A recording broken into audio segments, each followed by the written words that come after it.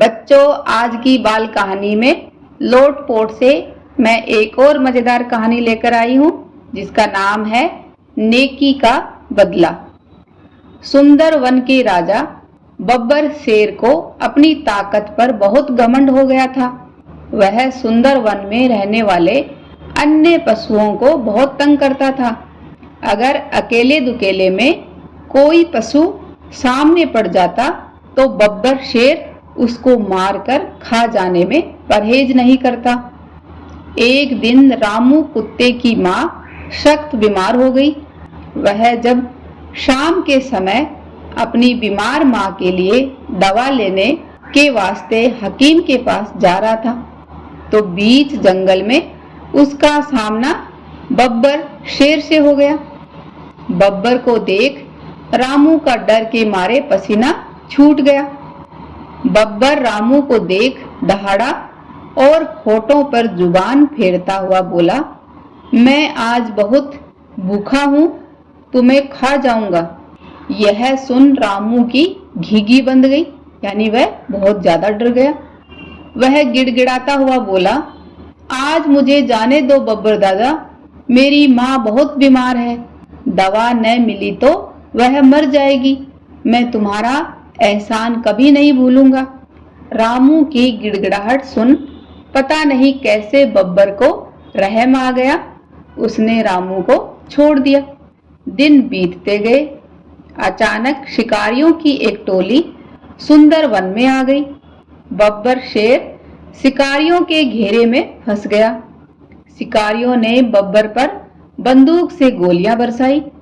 2-3 गोलियां बब्बर की अगली दोनों टांगों में लगी। वह बुरी तरह से घायल हो गया। बड़ी मुश्किल से घिसटता हुआ वह अपनी मांद तक पहुंच सका। मांद यानी अपनी गुफा तक पहुंच पाया। अब घमंडी बब्बर लाचार और बेबस था। घायल होने की वजह से वह किसी जीव का शिकार करके नहीं खा सकता था। सुंदर वन में रहने वाले अन्य पशु बब्बर की हालत पर खुश थे। बब्बर ने ताकत के नशे में उनको जितना सताया था उसके कारण सब बब्बर से घृणा करते थे। घायल बब्बर के भूखों मरने की नौबत आ गई। रामू कुत्ते को जब बब्बर की हालत का पता चला तो वह उसकी मांद में पहुंचा। रामू को देख बब्बर की आंखों में आंसू आ गए। रामू ने बब्बर की टांगों में से गोलियों को बाहर निकाला और अपनी जुबान से उसके घावों को चाटा। इससे बब्बर को काफी आराम मिला। जब तक बब्बर ठीक नहीं हो गया, रामू कसाई की दुकान के बाहर बिखरे हुए मांस के टुकड़ों को इकट्ठा करके उसके खाने के लिए लाता रहा। यही नहीं, जुबान से चाट चाट कर रामू ने बब्बर के घावों को भी ठीक कर दिया। कुछ दिनों में ही बब्बर बिल्कुल ठीक हो गया।